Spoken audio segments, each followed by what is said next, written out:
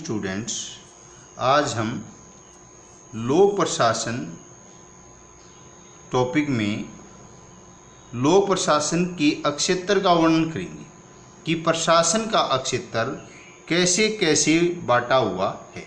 तो लोक प्रशासन के स्वरूप को अच्छी तरह समझने के लिए इस बात की जानकारी आवश्यक है कि इसका संबंध यानी मेल मिलाप किस विषय वस्तु से रहा है। दूसरे शब्दों में लोक प्रशासन के क्षेत्र ज्ञान इसके विद्यार्थियों के लिए अनिवार्य है, परंतु यह प्रश्न जितना ही महत्वपूर्ण उतना इसका क्षेत्र क्या है, इसके अंतर्गत किन विषयों का अध्ययन करना चाहिए, इसका उत्तर देना उतना ही कठिन है जिस तरह लोक प्रशासन की परिभाषा में भिन्नता दृष्टिगोचर हुई है। उसी तरह इस क्षेत्र के विषय में भी विभिन्न विद्वानों के मत अलग अलग रहे हैं। सबसे बड़ी बात यह है कि इसके क्षेत्र निश्चित करना, इसका कारण यह है कि यह एक विकासशील ज्ञान समय की गति जो राज्य सरकार प्रशासन जनता के व्यवहार में परिवर्तन एवं विकास होता है चला जाता है, तो लोक प्रशासन के अध्ययन क्षेत्र में परिवर्तन होता चला जाता है।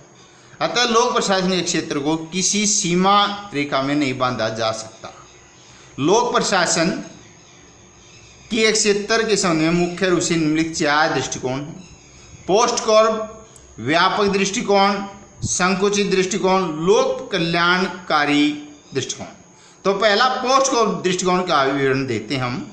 लोक प्रशासन के कार्य क्षेत्र के संबंध में लूथर गुलिक ने जिस मत को प्रतिपादित किया उसे पोस्ट कॉर्प कहते हैं। लूथर गुलिक ने पहले हेनरी फेवल, उर्विक इत्यादि विद्वानों ने भी पोस्ट कॉर्प दृष्टिकोण अपनाया था, परंतु इन विचारों को सुव्यवस्थित ढंग से प्रस्तुत करने का श्रेय लूथर गुलिक को जाता। पोस्ट कॉर्प शब्द अंग्रेजी के 7 शब्दों में प्रथम अक्षरों में मिलाकर बना गया।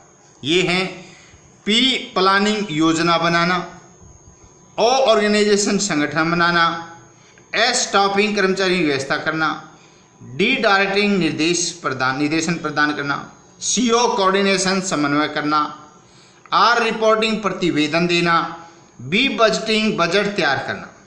इन शब्दों का कुछ विस्तृत अध्ययन आवश्यक है। पोस्ट कॉर्प द्वारा किए जाने वाले मुख्य कार्यपालिका द्वारा किए जाने वाले कार्यों की काफी मिलते जुलते हैं। पी प्लानिंग योजना बनाने का अर्थ है प्रत्येक प्रशासकीय कार्य को संपन्न करने से पहले उसकी एक योजना बना ली जाती है। कोई भी कार्य करते पहले योजना बनाते हम, यह तय कर लिया जाता है कि कार्य को पूरा करने के लिए किन किन तरीकों को अपनाया जाएगा। भारतीय विकास के लिए अपनाई गई पंचवर्षीय योजना इसकी उदाहरण है, जिसे पंचवर्षीय योजना है जो 1951 में सबसे पहले चालू हुई थी। अब उसका 2017-18 के बाद में उसका नाम बदल दिया है, नीति आयोग नाम रख दिया है। यानी कि योजना आयोग का अध्यक्ष या नीति आयोग का अध्यक्ष कौन होता? प्रधानमंत्री होता है। ओ ऑर्गेनाइजेशन संगठन बनाना, योजनाएं बनाने के बाद संगठन निर्माण किया जाता है। इसके अनुसार अधिकारी वर्ग का ढांचा तैयार किया जाता है। जो कार्य किया जाता है उसे निश्चित उप विभागों में प्रतिबंधित किया जाता है। एस स्टाफिंग कर्मचारी व्यवस्था करना, संगठन के बाद उसके विभिन्न पदों के लिए उपयुक्त व्यक्तियों की नियुक्ति की जाती है। उसके प्रशिक्षण कार्य के अनुकूल दशाओं का प्रबंध किया जाता है। डी डायरेक्टिंग निर्देशन प्रदान करना, संगठन के उद्देश्य की प्राप्ति के लिए उच्च अधिकारी मुख्य निर्णय लेता है। वह नीचे के कर्मचारियों को निर्णय के अनुसार आदेश व सूचनाएं देता है। इस प्रकार वह सभी कर्मचारियों को नेतृत्व करता है। सीओ कोऑर्डिनेशन समन्वय करना, संगठन के अनेक विभागों, उप विभागों के कार्यों का किसी उच्च कर्मचारी द्वारा इस प्रकार मेलजोल बिठा जाता है कि कम समय लगे, धन व शक्ति से उद्देश्य प्राप्ति की जा सके। इसे समन्वय कहा जाता है। आर रिपोर्टिंग, रिपोर्ट देना, संगठन की प्रशासकीय प्रक्रिया का एक आवश्यक अंग रिपोर्ट देना होता है। इसका अर्थ प्रशासकीय कार्यों की प्रगति आगे बढ़ने के लिए संबंध में उन लोगों की सूचनाएं प्रदान करना जिनके प्रति कार्यपालिका उत्तरदायी है। बजटिंग, बी बजटिंग, बजट तैयार करना, संगठन के उद्देश्य की प्राप्ति के लिए जितना धन खर्च होता है उसकी प्राप्ति के लिए स्रोत और खर्च की मध्य प्राय 1 साल के लिए पहले से निश्चित कर ली जाती है, जिन्हें व्यवस्थापिका द्वारा स्वीकार किया जाता है। इसे बजट कहा जाता है। इस विचारधारा के समर्थक का कहना है कि नियोजन, संगठन, कर्मचारी निर्देशन, कार्यों का समन्वय, रिपोर्ट्स, बजट तैयार करना आदि प्रशासनिक मौलिक क्रियाएं हैं जिनका ज्ञान किसी भी प्रशासनिक उत्तरदायी है। यदि किसी भी व्यक्ति को पोस्टकॉर्म क्रियाओं का मौलिक ज्ञान है तो वह सभी प्रकार के संगठनों में प्रशासन चला सकता है। ये सभी क्रियाएं सभी प्रकार के प्रशासन में सामान्य रूप से लागू होती हैं। पोस्टकॉर्म की विचारधारा में त्रुटियां, गलतियां पाई जाती हैं तो वे निम्नलिखित हैं। यह विचारधारा इतनी संकुचित, छोटी होती थी, इसे लोक प्रशासन शब्द से प्रकट करने होने वाले अर्थ पूरी तरह लागू नहीं किया जा सकता। पोस्टकॉर्म क्रिया तो चर्च, सेना, स्थानीय इकाइयों आदि में भी देखी जा सकती है। अतः संगठन चलाने का यह विशेष कार्य लोक प्रशासन नहीं हो सकता। लोक प्रशासन में लोकहित, लोक कल्याण, लोक उद्देश्य, जनता के लिए, जनता के हित के लिए, जनता के विकास के लिए, जनता के उद्देश्य के लिए प्रशासन अलग अलग नहीं किया जा सकता। जबकि पोस्टकॉर्म विचारधारा के समर्थक इनका बिल्कुल भी वर्णन नहीं करते। पोस्टकॉर्म विचारधारा के समर्थक मानव के महत्व को नहीं समझ सकते। यह विचारधारा अत्यंत स्वेच्छाचारी तथा काल्पनिक है। इसमें प्रशासन के वास्तविक तत्व छोड़ दिया गया है। नंबर 2, व्यापक दृष्टिकोण।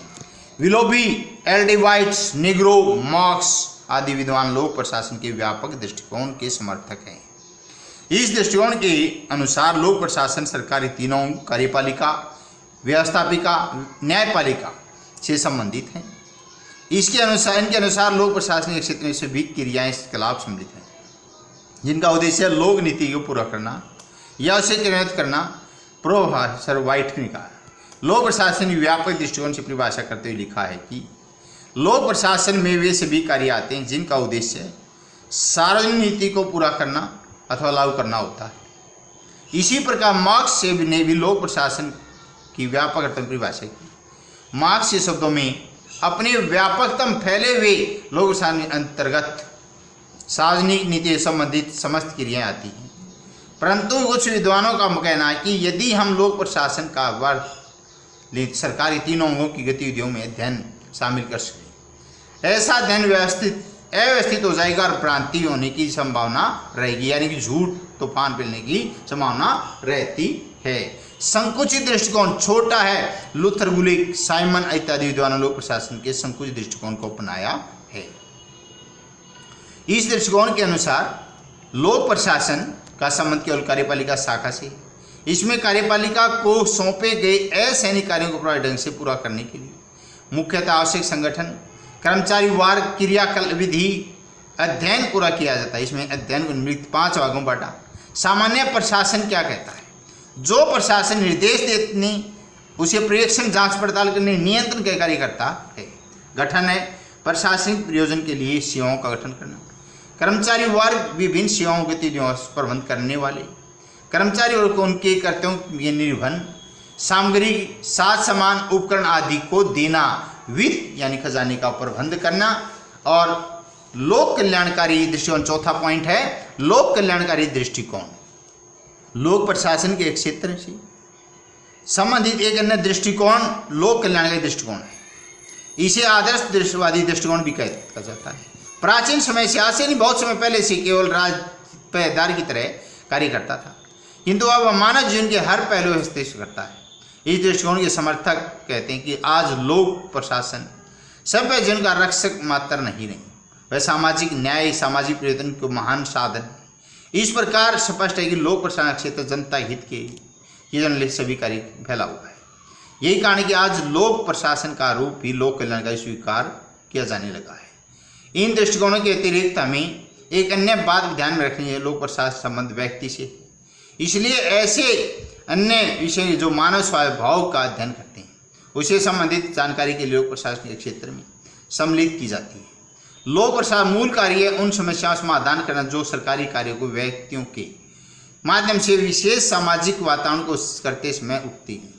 अतः लोक प्रशासन के क्षेत्र में सामाजिक विज्ञानों के अतिरिक्त सामान्य ज्ञान, व्यक्ति के स्वभाव, समाज की प्रथाओं, प्रकृति, मान्यताओं, मूल्यों, राष्ट्रपति परिस्थितियों आदि सामाजिक सांस्कृतिक स्थितियों के अध्ययन का करना पड़ता है। निष्कर्ष है लोक प्रशासन का क्षेत्र का उपयुक्त वर्णन के आधार पर स्पष्ट हो जाता है कि लोक प्रशासन गतिशील है, विकासशील है, इसे अतः इसे किसी विषय के क्षेत्र में निर्धारण सीमाएं बाधा नहीं जा सकता। आज लोक प्रशासन क्षेत्र ग्राम पंचायतों से लेकर संयुक्त राष्ट्र संघ, जिसकी स्थापना यूएनओ में 24 अक्टूबर 1945 को की गई थी, जल थल वायु यानी कि जल में नेवी वाले, थल में आर्मी वाले, वायुसेना में एयरफोर्स वाले, तीनों सीमाओं का फैला हुआ है। लोक प्रशासन के क्षेत्र में फैली विशाल रूप से असंख्य मोती पड़े। विभिन्न विद्वानों गीत गोता लगाकर उनमें मोती निकाल लाते हैं। वे कहते हैं बस ये उनका क्षेत्र है। लोक प्रशासन में विकास मानव परिक्रमा में बाधा नहीं जा सकता।